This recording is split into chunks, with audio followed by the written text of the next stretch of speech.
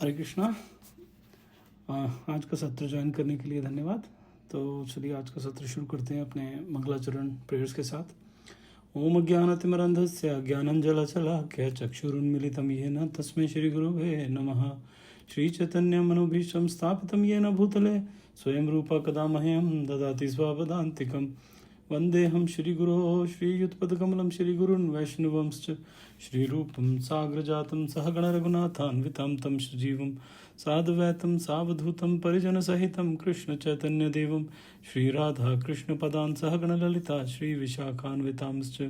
हे कृष्ण करुणा सिन्धु दीनबन्धु जगत्पते गोपेश गोपिका कान्ता राधाकान्ता नमोस्तुते। तप्त कांचन गौरांगी राधे वृंदावनेश्वरी वृषभानुसुत देवी प्रणमामि हरिप्रिये। वाञ्छाकल्पतरुभ्यश्च कृपा सिन्धुभ्यैव च पतितानां पावनेभ्यो वैष्णवेभ्यो नमो नमः। नमो विष्णुपदाय कृष्णपृष्ठाय भूतले श्रीमान् कतुदास अधिकारी इति नामिने। नमो विष्णुपदाय कृष्णपृष्ठाय भूतले श्रीमते भक्तिवेदांत स्वामी इति नामिने। नमस्ते सरस्वती देव गौरवाणी प्रचारिणे निर्विशेष शून्यवादी पाश्चात्य देशतारिणे। जय श्री कृष्ण चैतन्य प्रभु नित्यानंद श्री अद्वैत गदाधर श्रीवासादि गौर भक्त वृंद। हरे कृष्ण कृष्ण कृष्ण हरे हरे हरे राम राम राम हरे हरे। चलिए जी, आज हमें शुरू करना है 6th चैप्टर से, जो कि है ध्यान योग। 6th चैप्टर जो है वो आएगा, वो ध्यान योग के तहत आता है। और ध्यान योग में जो आज का प्रचलित योग है, जो हमारे सनातन धर्म में जिसको योग साधना बोला जाता है, वो नहीं जो आजकल बहुत प्रचलित है, यूट्यूब पे है, वो भी है थोड़ा बहुत, लेकिन बहुत सारी चीज़ें ख़राब कर दी हुई हैं। क्योंकि जो वेस्ट में गया और लोगों ने उसको वेस्ट में ले जाने के लिए जी मेरे पास कुछ डिफरेंट है, तो उस चक्कर में उन्होंने बहुत गड़बड़ कर दिया हुआ सारे योग साधना को। लेकिन चलिए उससे पहले हम देखते हैं कि हमने 5वें चैप्टर में क्या किया था। एक बार 5th चैप्टर का थोड़ा सा सारांश जो है वो देख लेते हैं। तो फटाफट, पिछली बार भी हमने सारांश बड़ी डिटेल में कवर किया था, लेकिन अभी थोड़ा फटाफट से कवर कर लेते हैं। 10 पॉइंट है कि 5वां चैप्टर जो था वो था कृष्ण चेतना में कर्म, मतलब कर्म योग के ऊपर था कि कृष्ण चेतना में कर्म कैसे किया जाए, उसको कर्म योग बोलते हैं। तो सबसे पहला पॉइंट था कि जो उसमें कवर किया कि सबसे पहले था कि निष्काम कर्म योग की व्याख्या भगवान ने की, जब अर्जुन ने कर्म का त्याग करने और कर्म की सिफारिश करने में अपना भ्रम दिखाया। दूसरा, भक्ति में काम करना कर्म के त्याग से बेहतर है, ये बताया। तीसरा, कर्म योग यानी भक्ति सेवा सांख्य योग। सांख्य योग क्या होता है? भौतिक दुनिया का विश्लेषणात्मक अध्ययन। वो बोले कि कर्म योग यानी भक्ति सेवा जो है वो सांख्य योग के समान है। फिर कहते हैं कि चौथा पॉइंट था कि केवल सभी गतिविधियों का त्याग करके भगवान की भक्ति सेवा में संलग्न ना होना किसी को खुश नहीं कर सकता। यदि कोई त्याग करता है लेकिन भक्ति में संलग्न नहीं होता तो कृष्ण प्रसन्न नहीं होते हैं। ठीक है। 5वां पॉइंट था, जो व्यक्ति बिना आसक्ति के अपना कर्तव्य करता है और अपने कर्म फल को भगवान को समर्पित कर देता है, वह पाप कर्मों से अप्रभावित रहता है। छठा, शरीर 9 द्वारों का शहर माना जाता है। ठीक है, ये हमारे ग्रंथों में कई जगह पे इसका ऐसे विश्लेषण आता है। 7वां, भगवान किसी के पाप या पुण्य कर्मों को ग्रहण नहीं करते हैं। 8वां, भगवान ने बोला कि समता दृष्टिकोण होना चाहिए, सबको एक नज़र से देखना चाहिए, लेकिन वो तब होता है जब हम शुद्ध भक्त की श्रेणी में आ जाते हैं। 9वां, यदि कोई भौतिक इंद्रियों की इच्छाओं को सहन करने और इच्छा और क्रोध के बल को नियंत्रित करने में सक्षम है तो वह इस दुनिया में अच्छी स्थिति में है और खुश है। 10वां, लास्ट पॉइंट उसमें था, पूर्णतः मेरी चेतना में स्थित व्यक्ति भौतिक दुखों से शांति प्राप्त करता है। ये भगवान ने लास्ट पॉइंट बोला था 5th में। अब आते हैं जी 6ठे अध्याय में। तो 6ठा अध्याय जो सबसे पहला है श्लोक जो है, श्री भगवान उवाच अनाश्रितः कर्म फलम कार्यम कर्म करोति यः स संन्यासी च योगी च न निरग्निर्न चाक्रियः। श्री भगवान ने कहा, जो पुरुष अपने कर्म फल के प्रति अनासक्त है और जो अपने कर्तव्य का पालन करता है वही सन्यासी और असली योगी है। वह नहीं जो ना तो अग्नि जलाता है और ना कर्म करता है। अब भगवान देखो यहाँ पे ना बार बार, नहीं तो बहुत ये अलग अलग जगह पे डिस्कशन आती हैं, अरे भगवान तो जो पूजा पाठ करते हैं, पूजा पाठ में तो कहते हैं कि जब सब कुछ छोड़ दो, ठीक है। बहुत ही कॉमन सी बात है ना ये, कि कहते हैं कि अरे हमारा बच्चा मंदिर ज़्यादा जाने लगेगा, सन्यासी हो जाएगा या छोड़ देगा, घर बार छोड़ देगा। तो यहाँ पे देखो भगवान क्या कह रहे हैं, भगवान कह रहे हैं कि जो पुरुष अपने कर्म फल के प्रति अनासक्त है और जो अपने कर्तव्य का पालन करता है वही सन्यासी और असली योगी है। अपने कर्तव्य का पालन जो करता है वो सच्चा योगी है, वो असच्चा सन्यासी है। वो नहीं जो ना तो अग्नि जलाता है ना कर्म करता है। अग्नि जलाना मतलब, अग्नि किस लिए जलाई जाती है? यज्ञ के लिए जलाई जाती है या फिर खाना पकाने के लिए जलाई जाती है। कहते जो सन्यासी होता है वो ये काम नहीं करते हैं जनरली, ठीक है। कहते कि ना सन्यासी बन के ना तुमने अग्नि जलाई, मतलब ना तो तुमने कोई अपना यज्ञ वगैरह किया और ना ही कोई और कर्म कर रहे हो। तुम्हारा मतलब है कि जी सन्यास ले लिया, बैठो आराम से, लोग आएंगे जी हमारी पूजा पाठ करेंगे, बहुत बल्ले हमारी बल्ले बल्ले हो जाएगी। भगवान कहते वो नहीं होता, भगवान उससे खुश नहीं होते। कहते वो सन्यास होता ही नहीं है। सन्यासी जो होता है वो सबसे ज़्यादा बिजी इंसान होता है। प्रभुपाद जी मरते दम तक, अपनी आखिरी समय तक, जब तक उनका शरीर बचा था तब तक वो लोगों को प्रीच ही करते रहे। उन्होंने ये नहीं कहा कि अरे यार मैं बहुत हो गया हूँ, अब मुझे तुम ऐसा करो, सब छोड़ छाड़ दो, अब मेरे को बस हॉस्पिटल में रहने दो ना, कुछ नहीं। उन्होंने बोला नहीं, मंदिर में रहेंगे, और लेकिन उसके एंड तक प्रीचिंग करते रहे, एंड तक वो भगवान का नाम लेते रहे, भगवान के बारे में बातें करते रहे वो, ठीक है। और जिस उम्र में, आज इस उम्र में मैं हूँ 40-50 की उम्र में भी, अगर इंडिया से अमेरिका आना होता तो हमारी हालत ख़राब हो जाती। 2-3 दिन जेट लैग होता है, ढंग से नींद नहीं आती समय। लेकिन वो अपने 65 की उम्र में, 65 से लेके अपने को 10-12 साल तक, ठीक है, 65 की उम्र से लेके 10-12 साल तक वो इनफैक्ट अपनी कहते हैं पूरी उम्र में, उतने 10-12 साल में उन्होंने पूरे दुनिया के 4-5 चक्कर लगा लिए थे, 4 से ज़्यादा मेरे ख्याल से, इतना ज़्यादा वो ट्रैवल किए, ठीक है। तो ठीक है, प्लेन में ट्रैवल करते हैं, लेकिन बहुत मुश्किल होता है, बहुत। इस उम्र में जब बंदा, इंसान बुजुर्ग हो जाता है 70-75 की उम्र में, वो करते थे। और अभी भी बहुत सारे सन्यासी हैं, जैसे मतलब मेरे गुरु महाराज भी हैं, वो सब भी, वो खूब ट्रैवल करते हैं सिर्फ, और करते सिर्फ इसलिए, और कोई भी ये नहीं कि घूमने के लिए, किसी की शादी आ गई तो उसके पे चले गए, नो, सिर्फ प्रीचिंग के लिए, भगवान का नाम फैलाने के लिए, ताकि लोगों को भगवान के नाम का पता चले। चलिए अभी ये देखते हैं कि प्रभुपाद जी क्या कहते हैं इसमें, भगवद गीता में क्या प्रभुपाद जी कहते हैं कि इस अध्याय में भगवान बताते हैं कि अष्टांग योग पद्धति मन और इंद्रियों को नियंत्रित करने का साधन है। तो ये पूरा चैप्टर जो है ना, ये ध्यान योग, इसमें अष्टांग योग के बारे में बात की है। अष्टांग योग क्या होता है? उसके 8 अंग होते हैं, 8 अंगों को बोलते हैं अष्टांग योग। तो योग साधना के 8 अंग होते हैं। योग साधना बहुत कठिन है, इतना आसान नहीं है। ये जो हम टीवी पे जो देखते हैं तो वो बहुत ही बेसिक वाले हैं वो। तो इसमें वो छोटी छोटी चीज़ें उसमें बात करेंगे इसके बारे में, एक तरह से। अब क्या हो रहा है कि जब आप बोलते हो, किसी के पास जाते हो कि यार मुझे ना ये क्या कहते हैं, गवर्नमेंट नौकरी करनी है, किसी के पास जाते हो, किसी को पूछने, तो आपको हर तरीके बताता है, आपको सही तरीके बताता है कि आप ये पढ़ो, यहाँ पे अप्लाई करो, ये पढ़ो, यहाँ पे अप्लाई करो, ये पढ़ो, यहाँ पे अप्लाई करो। फिर कहता है अच्छा यहाँ पे रिश्वत दो, यहाँ पे हो जाएगा, यहाँ पे मैं यहाँ पे करवा दूंगा, या यहाँ पे। तो हर तरह का, मान लो कि हर तरह के रास्ते हैं एक तरह। तो भगवान वो सारे रास्ते बता रहे हैं। अब खैर यहाँ पे इलीगल रास्ता कोई नहीं है, सब लीगल है, लेकिन अलग अलग तरीके की, भगवान को प्राप्त करने के अलग अलग रास्ते। कर्म योग की बात कर रहे हैं, ज्ञान योग की बात कर रहे हैं, ध्यान योग की बात कर रहे हैं। अब यहाँ पे वो योग साधना जो कि अष्टांग योग है, इसमें उसके बारे में बात करेंगे। तो प्रभुपाद जी कह रहे हैं कि उसकी पद्धति में क्या मेन है, मन और इंद्रियों को नियंत्रित करना, मेन ये है। फिर प्रभुपाद कहते हैं हालांकि सामान्य लोगों के लिए, विशेषकर कलयुग में, इसे करना बहुत कठिन है। यद्यपि इस अध्याय में अष्टांग योग पद्धति की अनुशंसा की गई है, भगवान इस बात पर बल देते हैं कि कर्म योग या कृष्ण भावनामृत में कर्म करना श्रेष्ठ है इस संसार में। अच्छा पहले ये, तो ये प्रभुपाद जी यहाँ पे ऐसा क्यों लिख रहे हैं, पहले तो मैं बताऊं कि क्या लिख रहे हैं। वो बता रहे हैं कि इस पूरे चैप्टर में भगवान बताएंगे योग साधना के बारे में, कि योग साधना कैसे होती है। ठीक है। योग एक तो देखिए, मैं फिर आता हूँ कि जो टीवी पे आप योग देखते हैं, वो योगा क्या होता है?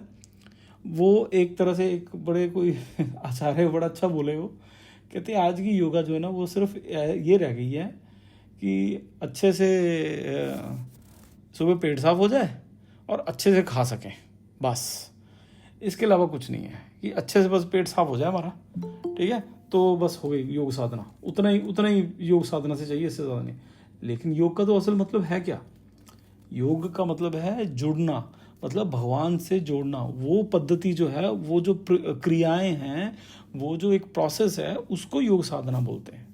वो तो कहीं खो गई बीच में, ये तो वो कहीं तो खो गई, वो तो पता ही नहीं। अब ये जो योग साधना, कोई यहाँ पे हमारे अमेरिका में भी बहुत सारे योग साधना स्टूडियोज खुले हुए हैं और बहुत लोग करवाते हैं। तो वो ये थोड़ी कि भगवान को प्राप्त करने के लिए, वो तो है हाँ इससे तुम्हारी हड्डी ठीक हो जाएगी, इससे तुम्हारा पेट साफ रहेगा, इसमें तुम्हारा ये वाला ब्लड ठीक हो जाएगा, वो उसके लिए। वो गलत नहीं है, वो भी लेकिन जब हमारा जो योग साधना है, उसमें ये सब करने का मेन मोटिव ये था कि ये करने से आप भगवान को ज़्यादा अच्छे से समझ पाओगे। आपको सब अंदर एक तरह से क्लीन करना है। एक बार पहले बताया, जो ज्ञान है वो आप सोचो, एक आप समझ लो कि ये हमारी जो बॉडी है ना, ये एक घड़ा, और इस घड़े में बहुत सारे छेद। अब उसमें पानी भरा जा रहा है, पानी रूपी जो ज्ञान है वो भरा जा रहा है, लेकिन वो छेदों से निकल जा रहा है। वो थोड़ी देर टिकता है, वहाँ पे टिकता है थोड़ी देर, लेकिन वो छेदों से निकल जाता है। ऐसे ही होता है ना, हम लोग सुनते हैं, समझते हैं, बहुत अच्छा लगता है, लेकिन 2-4 दिन में भूल जाते हैं। ठीक है, 2-4 दिन में फिर भूल जाते हैं, फिर उसको पकड़ना पड़ता है। तो ये जो ज्ञान साधना है, ये जो ध्यान है, ये जितनी भी क्रियाएं हैं ना, ये चाहे वो ज्ञान योग है, कर्म योग है, ध्यान योग है, ठीक है, जो कुछ भी करते हैं, जपा नाम जपा करते हैं, उससे क्या होता है, वो जो छेद है ना, वो बंद होने शुरू हो जाते हैं। जब छेद बंद होने शुरू हो जाते हैं, तो जो ज्ञान है वो टिकता है अंदर। जब वो टिकेगा तब हम उसको समझेंगे, तब उसको अप्लाई करेंगे। लेकिन जब हम उसको समझेंगे ही नहीं, तो अप्लाई तो कर ही नहीं पाएंगे। और उस ज्ञान का सिर्फ उसके थ्रू होना ही इनफ नहीं है कि वो हम मटकी में आया और चला गया। उससे क्या फ़ायदा हुआ? कुछ भी नहीं, कोई खास फ़ायदा नहीं हुआ, बस वो मटकी गीली हो गई, बस यही फ़ायदा हुआ, पानी तो नहीं रहा उसमें। तो वही हमारा होता है, हम ज्ञान आता है जाता है, आता है जाता है, एक कान से आता है दूसरे कान से चला जाता है। कईयों का इमीडिएटली चला जाता है, कईयों के छेद बहुत बड़े होते हैं, कईयों के छेद छोटे होते हैं, तो थोड़ा टाइम लगता है, लेकिन वो छेद बंद करने हमें। ठीक है, तो यहाँ पे जो भगवान कह रहे हैं, प्रभुपाद जी कह रहे हैं कि ये पद्धति है, पहले तो है ये पद्धति कलयुग में बहुत मुश्किल है, जो योग साधना से करना है। अब देखेंगे, उसके बारे में बात करेंगे। और इस चैप्टर में भी आप देखेंगे कि पहले भगवान सारी पद्धति बताते हैं कि भैया योग साधना में ये करना पड़ेगा आपको। और फिर एंड में अर्जुन कहते हैं, यार प्रभु ये तो मेरे बस की नहीं है, ये तो किसी भी जो ज़्यादातर हमारे जो गृहस्थ आश्रम में बैठे हों उनके बस की नहीं है, आपको प्रैक्टिकल चीज़ बताओ, ये प्रैक्टिकल नहीं है। तो इसलिए पहले ही प्रभुपाद जी बोल रहे हैं। अब ये ऐसे क्यों अभी क्यों बोल रहे हैं, बाद में क्यों नहीं बोल रहे हैं ऐसे?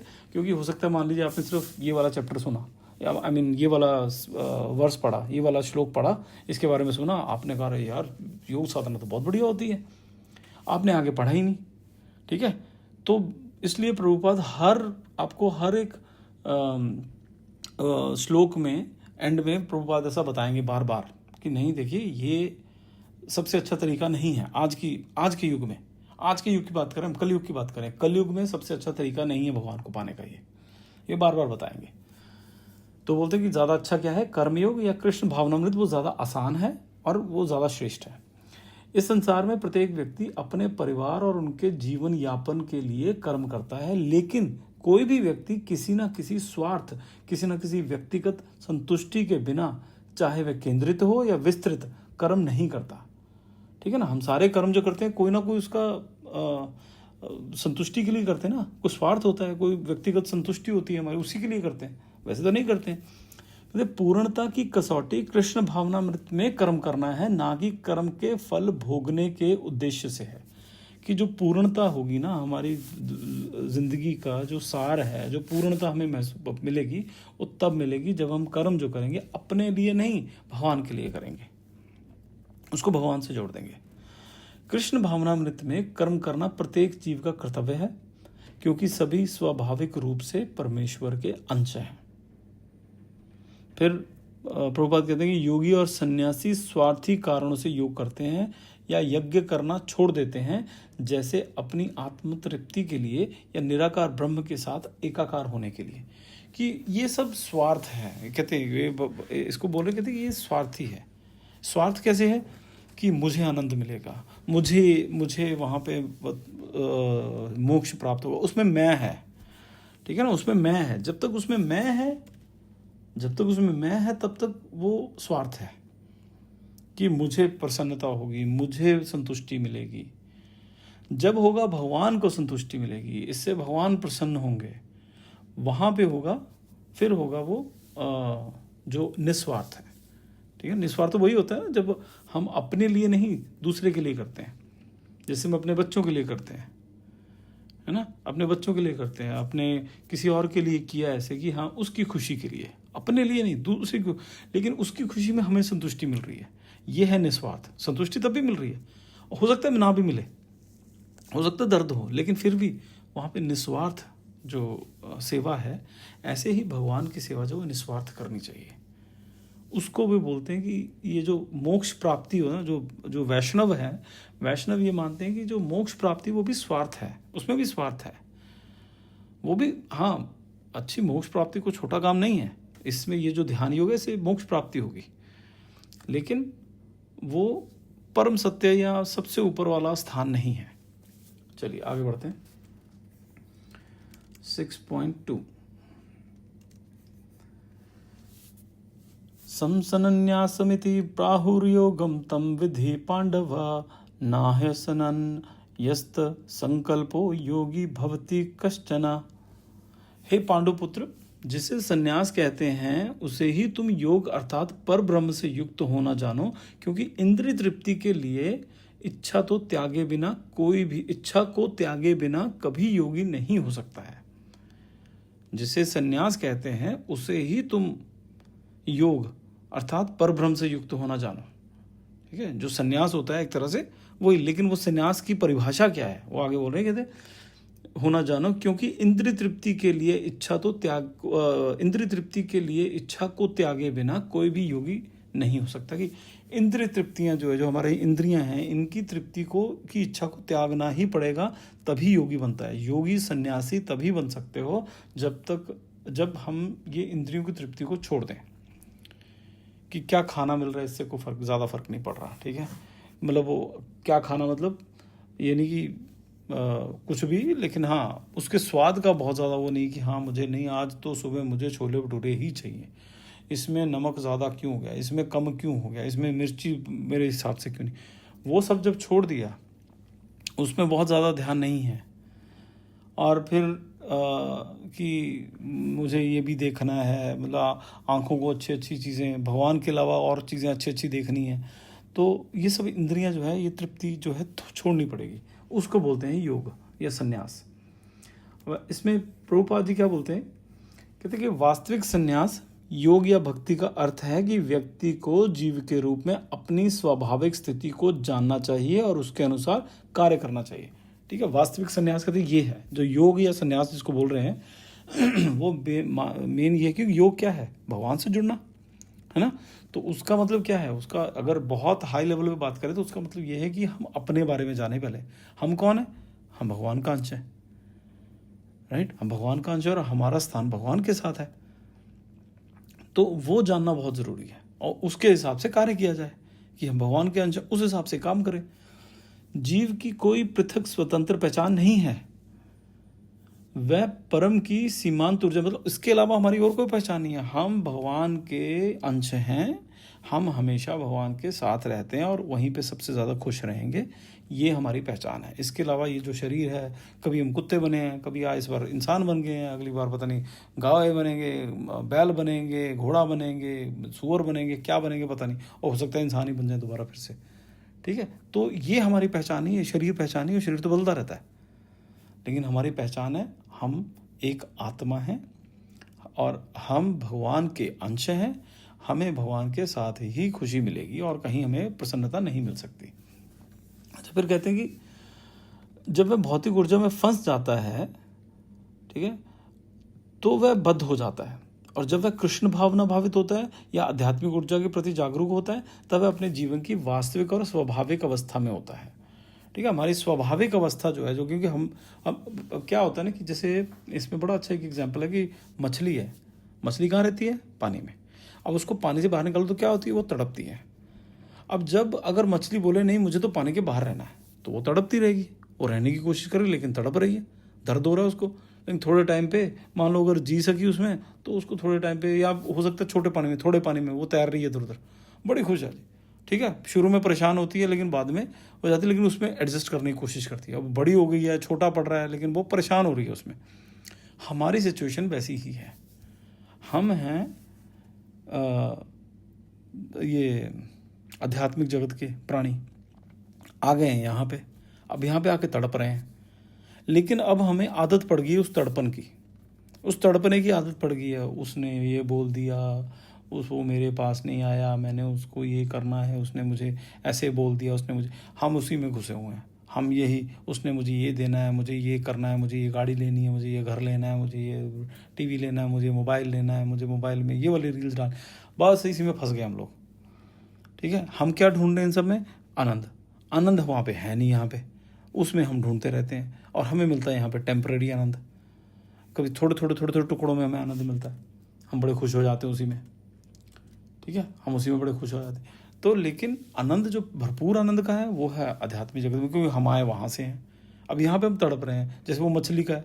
मछली जो है उसको थोड़ा बहुत आनंद आ रहा है वहाँ पे, वो थोड़े बहुत आनंद में कभी आ रहा है कभी नहीं आ रहा। कभी जब थोड़ा सा सीधी होती है तो अच्छा लगता है उसको कि हाँ भाई छोटे से मैं टब में पड़ी हूँ, लेकिन ठीक है, थोड़ी सीधी होती है तो अच्छा लगता है। फिर थोड़ी सी घूमना भागना लगती है तो फिर उसको परेशानी होती है, लेकिन वो लगता है नहीं यही ज़िंदगी ऐसी होती है, ज़िंदगी का यही मतलब है कि कभी परेशानी है कभी, तो ऐसा नहीं, ऐसी नहीं होती है। हमारी जो यहाँ की भौतिक ज़िंदगी ऐसी है, भौतिक लाइफ जो ऐसी है, कभी खुशी है कभी गम है, लेकिन जो आध्यात्मिक लाइफ है वो ऐसी नहीं है। वहाँ पे गम नहीं है, वहाँ पे खुशी खुशी है। चलिए आगे फिर प्रभुपाद क्या कहते हैं, इसलिए जब व्यक्ति पूर्ण ज्ञान में होता है तो वह सभी भौतिक इंद्रिय तृप्ति को त्याग देता है या सभी प्रकार की इंद्रिय तृप्ति गतिविधियों का त्याग कर देता है। इसका अभ्यास वे योगी करते हैं जो इंद्रियों को भौतिक आसक्ति से रोकते हैं।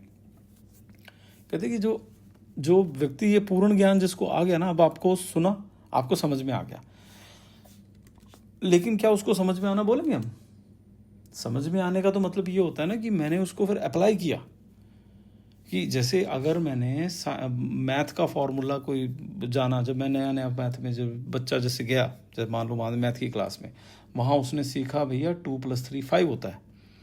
अब वो घर आया, अब उसने घर आके उसको अप्लाई करना शुरू किया कि मम्मी मैं दुकान गया, दुकान वाले को मैंने इतने पैसे दिए, उसने इतने का सामान था, इतने वापस दिए, इतने। वो अप्लाई करना शुरू कर दिया उसने। अप्लाई कहाँ से आया? क्योंकि उसको ज्ञान हो गया। अब जब ज्ञान हमें हुआ लेकिन हम उसको अप्लाई नहीं कर रहे, उस ज्ञान का कोई फ़ायदा नहीं है। वो समझ लो कि हमें समझ में नहीं आया। अगर उस बच्चे को वो हिसाब किताब प्लस और माइनस समझ में नहीं आया होगा तो वो अप्लाई कर ही नहीं सकता। या ये भी कह लो कि जब तक वो अप्लाई नहीं करेगा अपनी रियल लाइफ में, उसको वो ज्ञान समझ में नहीं आएगा ढंग से, है ना।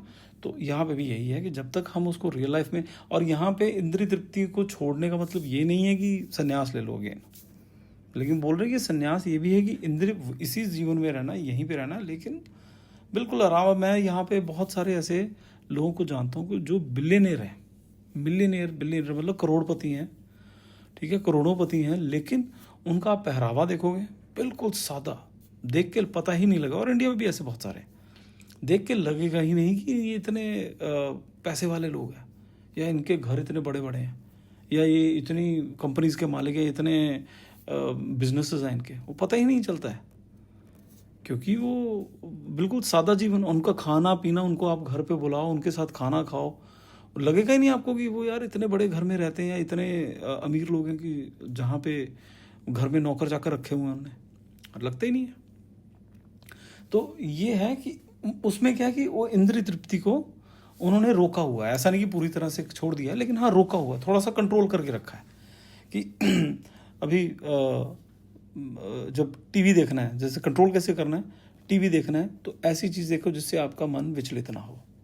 जैसे मान लो सिर्फ भगवान की, कई होता है कि सिर्फ भगवान की चीज़ें देखनी है। अब हमारे घर में पहले बहुत तरह के गाने चलते हैं, अभी क्या सिर्फ भजन चलते हैं, ठीक है, ऐसा नहीं कि दूसरा, कभी कभी लगता है दूसरा सुनने का मन करता है, मैं लगाता हूँ कई बार, अब थोड़ी देर बाद उसका मन ही नहीं, अच्छा नहीं लगता, वो अच्छा ही नहीं लगता, वो छोड़ देता हूँ, फिर वो बार वापस से ले दे के भजन ही चल रहे होते हैं वहाँ पे फिर।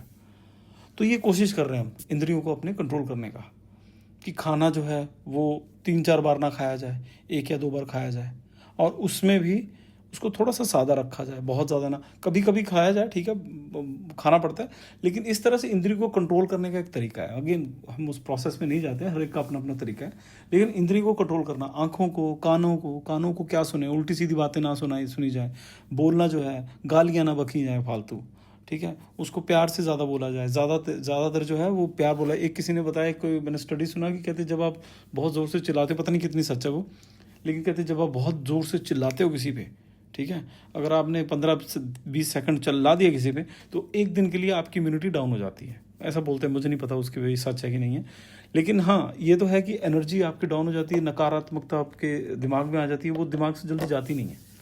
जब इतनी ज़ोर से चिल्लाते हैं किसी पे, बहुत ज़्यादा चीखम चिल्लाहट, बच्चों पे या किसी और पे चिल्ला दिया, तो वो नकारात्मकता आती ही आती है, उसको रोक नहीं सकते हम, ठीक है। तो इस तरह से इंद्रियों को कंट्रोल किया जाए कि क्या सुनना जा रहा है, मतलब ऐसे किसी बंदे के पास जाने की ज़रूरत ही नहीं है जहाँ पे पता है कि उल्टी सीधी बातें ही सुनने को मिलेगी। हाँ, कई जगह हम नहीं अवॉइड कर सकते, ठीक है, अपना ही कोई हो तो, लेकिन फिर उसको कोशिश करना है कि वो दिमाग में बैठाए ना उसको।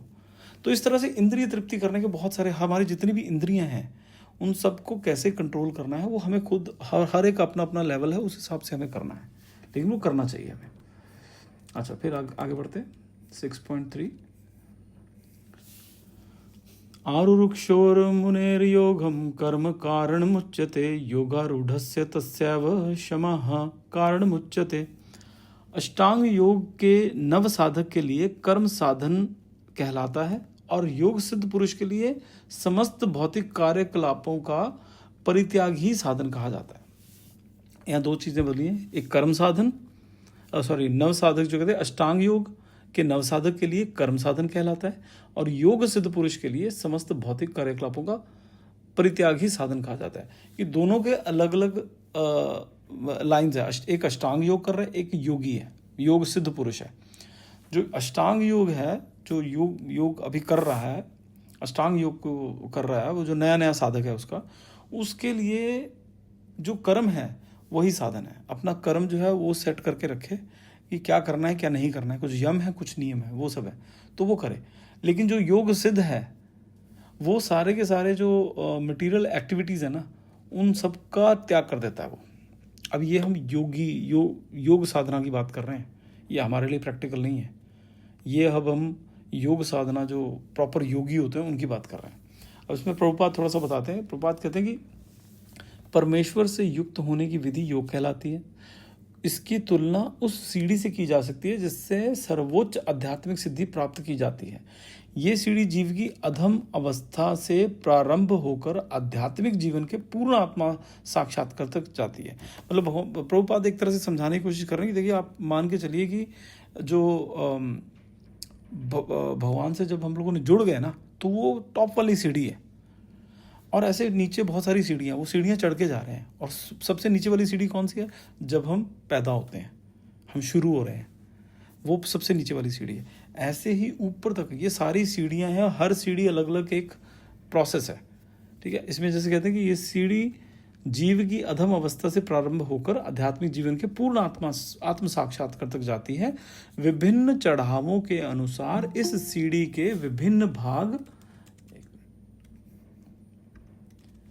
विभिन्न चढ़ावों के अनुसार इस सीढ़ी के विभिन्न भाग भिन्न भिन्न नामों से जाने जाते हैं, ठीक है। सारी सीढ़ियाँ जो अलग अलग लेवल है वो अलग अलग नाम से कहते हैं, किंतु कुल मिलाकर ये पूरी सीढ़ी योग कहलाती है। तो आप एक तरह से जब आप पैदा हुए, जब आपने शुरू किया भगवान की तरफ जाना, और जब आप भगवान के पास पहुंच गए, जुड़ गए, उसके बीच में जितनी भी प्रोसेस है वो पूरा प्रोसेस एक तरह से योग साधना है। आपने कुछ भी किया हो, कैसे भी किया, उसको योग साधना कहेंगे, ठीक है।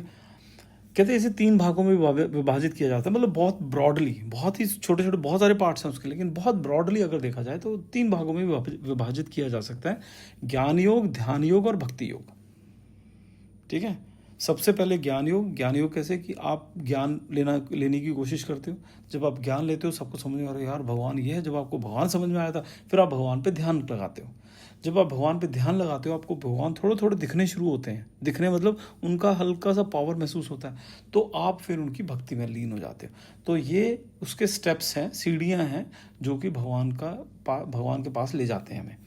सीढ़ी के प्रारंभिक भाग को युगारूढ़ अवस्था और अंतिम भाग को युगारूढ़ कहा जाता है। ये थोड़े से योग साधना के टेक्निकल वर्ड्स हैं। जहाँ तक अष्टांग योग का संबंध है, विभिन्न यम नियमों तथा आसनों जो कि प्राय शारीरिक मुद्राएं ही हैं के द्वारा ध्यान में प्रविष्ट होने के लिए आरंभिक प्रयासों का सकाम कर्म माना जाता है। प्रयासों को सकाम कर्म माना जाता है कि यम और नियम क्या होते हैं कि यम होते क्या छोड़ना और नियम क्या पकड़ना। ठीक है, क्या छोड़ना और क्या पकड़ना, ये है कि ये चीज़ें नहीं करनी है और ये चीज़ें करनी है। यम वो है जो नहीं करने हैं, जो नियम है वो करने हैं।